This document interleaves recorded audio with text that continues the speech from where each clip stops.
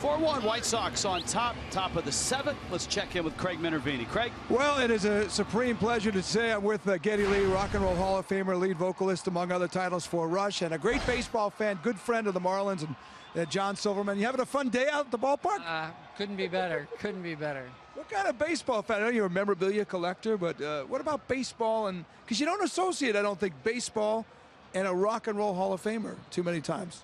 Well, you know, baseball is a great thing to watch when you're on the road because you got a lot of dead time, and it's a fantastic way for me to escape from the rigors of the road and from whatever I'm up to. And I watch the games whenever I can, and I follow the box scores religiously, and yeah, even during intermission.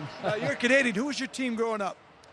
Well, before we had a major league team, you know, we had the farm team of the Tigers there, and Sparky Anderson, in fact, I think played for the old Toronto Maple Leafs back in the day. So I went down to that park when I was very young.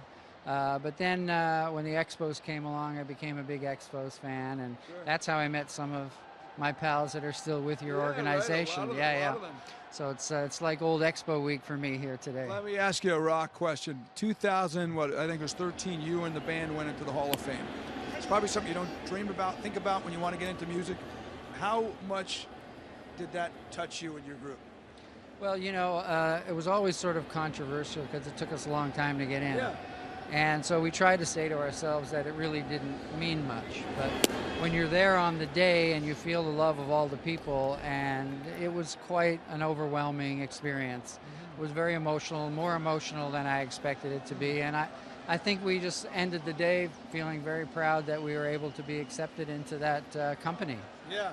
Anybody out there you think belongs in the Hall of Fame? Well, Deep Purple, for sure.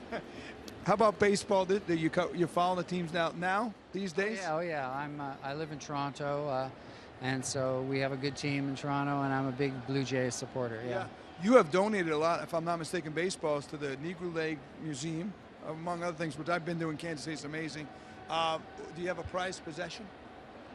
I've got a pretty fine Christy Mathewson single sign ball from early in the 20th century, so that's one of them. Yeah. Hey, nice spending time. Thanks for a few minutes. We really appreciate it. David Sampson, they've had all kinds of stars up here. This is the #1 guy, Geddy Lee, Rock and Roll Hall of Famer. Back to you guys.